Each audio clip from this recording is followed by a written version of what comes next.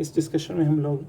Poynting vector को जो है कि वो टाइम एवरेज पॉइंटिंग वेक्टर और इंस्टेंटेनियस पॉइंटिंग वेक्टर जो है वो क्या चीज़ होते हैं। तो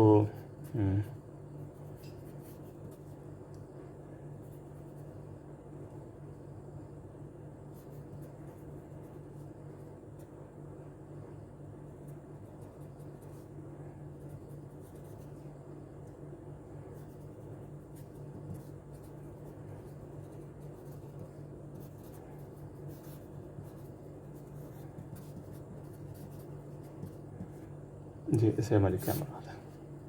हम अपने प्लेन वेव कंसिडर करते हैं, लेकिन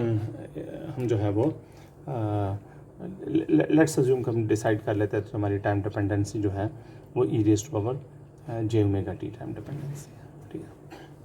है। और मैं एक लॉसी मीडियम में जो है वो प्रोपोगेट कर रहा हूँ।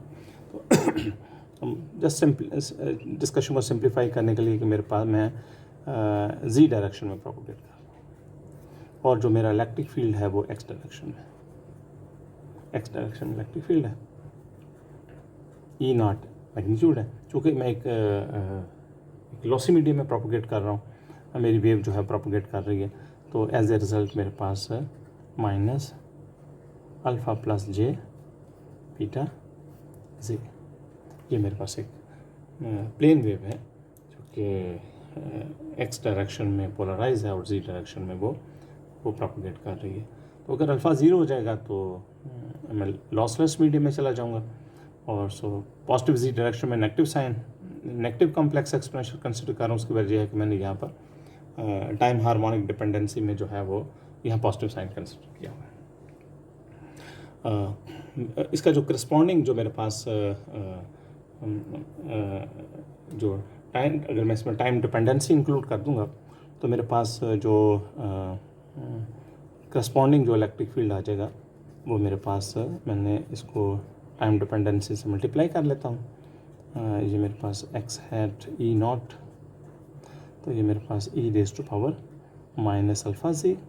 ये जो लॉसेस डाल रहे हैं उसमें, और ये मेरे पास cosine omega T minus beta से, ये मेरे पास जो है वो करस्पॉन्डिंग जो मैग्नेटिक फील्ड होगा वो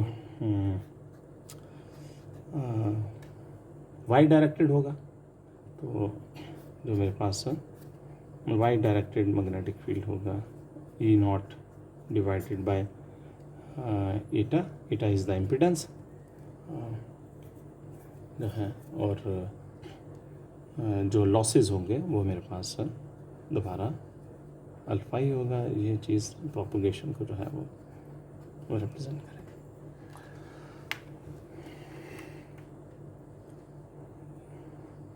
मेरे पास, मैं अगर प्लीज़ इस इक्वेशन को इस तरह लिख लूँ कि अगर लॉसी मीडियम में है तो ईटा जो है एक कॉम्प्लेक्स क्वांटिटी होगी, तो ईटा के कॉम्प्लेक्स होने की वजह से मेरे पास मैं इसको ईटा मैग्नीट्यूड और इसका जो एंगल है मैं इसको E raise to power minus alpha G, ये रियल है तो इसको अलग लिख लेता हूँ, और जो मेरे पास माइनस जे बीटा जी है, तब इसका एक मेरे पास थीटा भी एक है, तो मैं उसको प्लस थीटा ईटा लिख लेता हूँ। मैं प्लीज़ जस्ट ये बात कहना चाहता हूँ कि किसी भी कॉम्प्लेक्स क्वांटिटी को, जी कॉम्प्लेक्स क्वांटिटी को r into e raise to power j theta लिखा जा सकता है। तो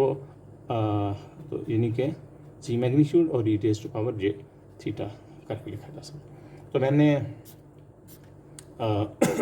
जो ईटा का जो थीटा था उसको मैंने यहाँ अब्सॉर्ब कर लिया। तो मैं अगर इसमें टाइम डिपेंडेंसी इंक्लूड करूँगा तो टाइम डिपेंडेंसी जो है इंक्लूड होने के बाद मेरे पास Y hat E not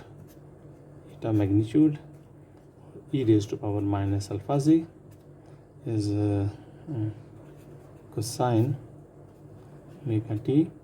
minus beta G plus theta R, ठीक है जी, माइनस थीटा आर, ठीक है जी। ये मेरे पास थीटा ईटा, थीटा आर नहीं थीटा ईटा है, ठीक है, theta due to complex impedance. मैं अगर जो मेरे पास अगर मैं इन दोनों का इलेक्ट्रिक फील्ड और इनका क्रॉस प्रोडक्ट लूँगा, मेरे पास E G T cross with H को वेक्टर क्वांटिटीज़ इनको मल्टीप्लाई करने के लिए मैं इनका ये चीज़ क्रॉस प्रोडक्ट लेगा, तो ये मेरे पास ये जो मेरे पास हासिल होगी, ये मेरे पास इंस्टेंटेनियस पावर मुझे हासिल हो जाएगी। तो इसका दूसरा तरीका ये है कि मैं जो मेरे पास थी ई ऑफ जी था, मैं इसके साथ e raise to power J omega t multiply कर लूँ और उसका रियल पार्ट ले लूँ और क्रॉस कर दो real part of H of G E raise to power J omega T के साथ, फिर भी मुझे यही चीज़ हासिल हो जाएगी, ये अल्टरनेट। ओके, मैं अगर इन दोनों का जो है वो इसमें चीज़ें सब्स्टिट्यूट करूं, तो मुझे जो चीज़ रिजल्टेंट है वो चीज़ हासिल हो जाएगी, वो मुझे हासिल हो जाएगी एक्स क्रॉस वाई इज़ जी, तो ये मेरे पास जी हैट मुझे हासिल हो जाएगा। इन दोनों के जो मैग्नीट्यूड्स हैं, ये चीज़ दोनों में कॉमन है, और ये मेरे पास ईटा जो है वो एक है, वो मुझे यहाँ से हासिल हुई। और मेरे पास जो E raise to power alpha minus alpha जो है वो दोनों में है, तो यहाँ से मेरे पास 2 माइनस 2 अल्फ़ा जी जो है वो आ जाए। एक में मेरे पास आ जाएगा cosine omega T minus beta G, और दूसरे में आ जाएगा cosine of omega T minus beta G minus theta eta, ये मेरे पास आ जाएगा। तो मैं कोसाइन अल्फ़ा और कोसाइन बीटा करके इनको अगर सब्ट्रैक्ट करूँ, इनको मैनिपुलेट करूँ, तो मेरे पास G hat E naught square divided by eta E raise to power minus 2 alpha G, तो कोसाइन अल्फ़ा प्लस बीटा और अल्फ़ा माइनस बीटा से जो है चीज़ें, तो अल्फ़ा माइनस बीटा करूँगा तो ये मेरे पास है cosine theta eta plus cosine 2 omega minus 2 beta G minus theta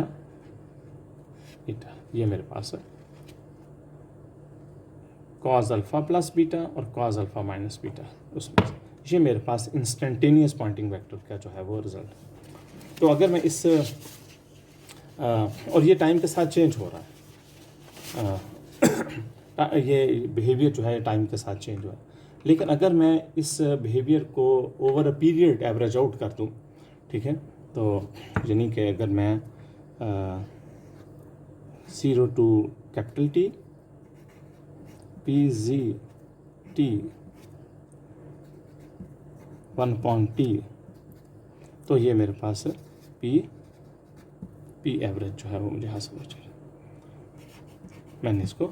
over time period जो है वो जो है वो इंटीग्रेट आउट कर दिया। तो अगर मैं इसको ओवर टाइम पीरियड जो है वो इंटीग्रेट आउट कर दूंगा,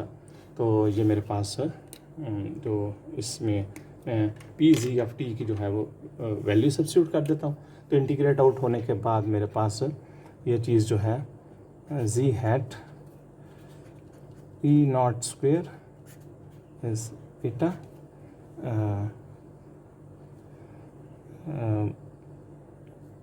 दूसरा पार्ट जो है वो मेरे पास थीटा एटा जो है वो 0 हो जाएगा। और साथ जो मेरे पास लॉसेस वाला पार्ट है 2 अल्फ़ा जी, वो मेरे पास है। ओके, लेट्स अज्यूम के साथ प्लीज़ एक 1/2 इधर, सॉरी मैंने 2 मिस कर दिए। तो ये मेरे पास टाइम एवरेज पॉइंटिंग वेक्टर जो है वो मुझे हासिल हो गया। अगर मैं यहाँ पर कह दूँ कि लॉसलेस केस है, लॉसलेस केस मीन्स के alpha is equal to 0। Lossless case में अगर अल्फ़ा इज इक्वल टू 0 है तो मेरे पास जो टाइम एवरेज पॉइंटिंग वेक्टर है वो मेरे पास G hat is E naught square is 2 eta, ये रियल क्वांटिटी हो जाएगी। और जब इम्पिडेंस जो है वो रियल है तो थीटा एटा भी जो है वो 0 हो जाएगा, क्योंकि एटा इज़ ए रियल क्वांटिटी। तो मेरे पास कोसाइन थीटा 1 हो जाएगा और ये भी एक्सपोनेंशियल भी 1 हो जाएगा। तो ये मेरे पास टाइम एवरेज जो है वो जो पॉइंटिंग वेक्टर है वो मुझे इसके लिए मिल गया है कि जब लॉसलेस केस ये है और जब जो है वो मेरे पास लॉसी केस जो है वो ये जो है ये जो है वो मेरे पास लॉसी केस के लिए है, लॉसी मीडियम के लिए, और ये मेरे पास है लॉसलेस मीडियम के लिए। ओके, जस्ट मैं प्लीज़ एक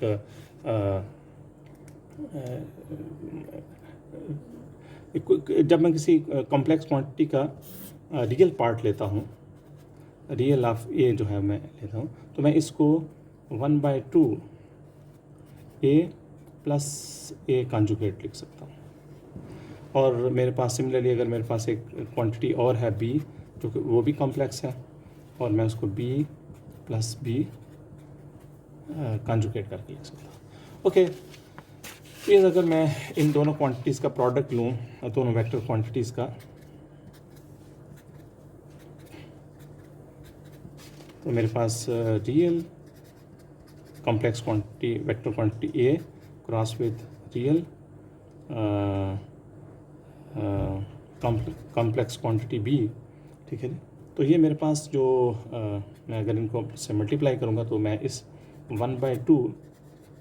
real of A plus A cross B conjugate, ठीक है, प्लस ए क्रॉस बी, ये मेरे पास आ जाएगा, ठीक है। तो जो मैंने दोनों के साथ अलग अलग रियल लिखा हुआ है, मैं इन दोनों के कंबाइंड का रियल ले सकता हूँ कि अगर मैं पहले ए क्रॉस बी कंजुगेट कर लूँ और फिर उसमें ए प्लस ए क्रॉस बी को ऐड कर दूँ, ठीक है। तो और उसका मैं रियल पार्ट जो है वो ले लूँ, और अब मैं इसी जो है वो डेफिनेशन को अपने इस पॉइंटिंग वेक्टर के जो ऊपर अप्लाई करूँ, तो मुझे ये चीज़ आ जाएगी कि मेरे पास इंस्टेंटेनियस जो मेरे पास पॉइंटिंग वेक्टर जो मैंने ड्राइव किया था वो मेरे पास था कि रियल ऑफ ई ऑफ जी, जो कि मेरे पास वहाँ इसको मैं एक ए कंसिडर कर सकता हूँ, cross with real of magnetic field E raise to power J omega T, ये मेरे पास। और इसको मैं उस थ्योरम जो मैंने आइडेंटिटी जस्ट लिखी थी कि 1/2 रियल ऑफ द होल, और वो जो उसमें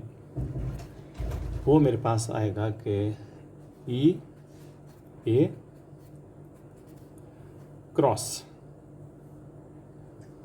इसका जब कंजुगेट करूँगा तो कंजुगेट नेगेटिव साइन जो एक्सपोनेंशियल तो कैंसिल आउट हो जाएंगे, और मेरे पास ये पहले ए क्रॉस बी जो है plus A cross B conjugate, और दूसरी मेरे पास आनी है ई जी क्रॉस एच सी ए क्रॉस बी। तो जब ए क्रॉस बी करूँगा तो ये दोनों एक्सपोनेंशियल्स ऐड हो जाएंगे, तो ये मेरे पास इंस्टेंटेनियस के लिए अल्टरनेट एक्सप्रेशन। और अगर मैं इसको एवरेज आउट करूँगा,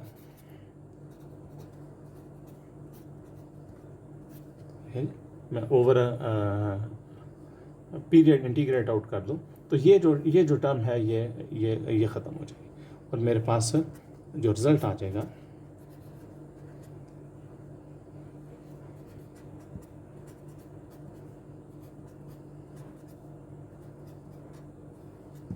तो ये मेरे पास टाइम एवरेज जो है पॉइंटिंग वेक्टर के लिए जो है कि मैं अगर मेरे पास इलेक्ट्रिक और मैग्नेटिक फील्ड्स गिवन हो, ठीक है, तो मैं क्या करूँगा, इलेक्ट्रिक और मैग्नेटिक फील्ड को जो है वो इसको E क्रॉस H कंजुगेट ले लूँगा और उसका रियल पार्ट डिवाइडेड बाय 2 जो है वो, तो ये मेरे पास टाइम एवरेज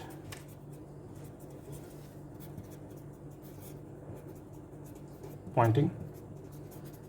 वेक्टर जो है वो लिहाज हो जाएगा, ठीक है। तो इस डिस्कशन में हमने इंस्टेंटेनियस और टाइम एवरेज पॉइंटिंग वेक्टर्स जो हैं वो जो है वो डिटर्मिन किए हैं। तो इंस्टेंटेनियस जो पॉइंटिंग वेक्टर होता है वो टाइम पे डिपेंडेंट होता है, जबकि हमने जो टाइम एवरेज पॉइंटिंग वेक्टर है उसे ओवर अ पीरियड जो है वो सम अप कर लिया, एवरेज आउट कर लिया होता है, इसलिए वो इंडिपेंडेंट ऑफ टाइम होता है। तो उसकी हमने फाइनल एक्सप्रेशन जो है वो ये ड्राइव की है कि किस तरह जो है वो अगर हमें इलेक्ट्रिक और मैग्नेटिक फील्ड जो है वो गिवन हो तो हम उसको वो कैसे ड्राइव कर सकते हैं। ओके, लेट्स अज्यूम कि मेरे पास अगर एक प्लेन वेव है जो कि एक्स डायरेक्शन में वो है और उसका जी डायरेक्शन में ये मेरे पास इलेक्ट्रिक फील्ड है और ये मेरे पास मैग्नेटिक फील्ड है इसमें। तो मैं अगर इसका इलेक्ट्रिक और मैग्नेटिक फील्ड लिखूँगा तो ये मेरे पास E naught is X hat E raise to power J beta G, ठीक है, माइनस जे बीटा जी। और मैग्नेटिक फील्ड जो मेरे पास हासिल है वो E not divided bye Etah, Etah is real quantity क्योंकि मैं एक लॉसलेस मीडियम में प्रोपोगेट कर रहा हूँ, इज़ माइनस बीटा जी। तो टाइम एवरेज पॉइंटिंग वेक्टर कैसे कैलकुलेट किया जाएगा, पहले मैं दिस क्रॉस दिस कर लूँगा, लेकिन इसका magnetic field conjugate, magnetic field का तो एक्सपोनेंशियल्स कैंसिल आउट हो जाएंगे। तो ये मेरे पास E naught square, eta is the real quantity because I mean lossless medium, और E cross G is this, और मैंने एक रियल पार्ट की जो है अब ज़रूरत नहीं है मुझे क्योंकि वो दोनों, और मैं जस्ट इसका एक 2 जो है वो डिवाइड कर दूंगा। तो ये मेरे पास टाइम एवरेज जो है वो पॉइंटिंग वेक्टर जो है मैंने वो हासिल कर लिया है। सो अगर मैं एक डायलैक्ट्रिक इंटरफेस के ऊपर एक प्लेन वेव हिट करूँगा, अगर उसकी हमने पावर 1 से उसे हिट किया है, ये मेरे पास परमिटिविटी एप्सिलॉन 1 एप्सिलॉन 2 है, ये एक डायलैक्ट्रिक इंटरफेस है, तो मैं इसके ऊपर एक जो है वो फ़र्ज़ कर लें कि टाइम एवरेज पावर जो है वो इसकी वो 1 है, तो यहाँ से कुछ पावर जो होगी रिफ्लेक्ट बैक होगी, यहाँ कुछ पावर ट्रांसमिट हो जाएगी। तो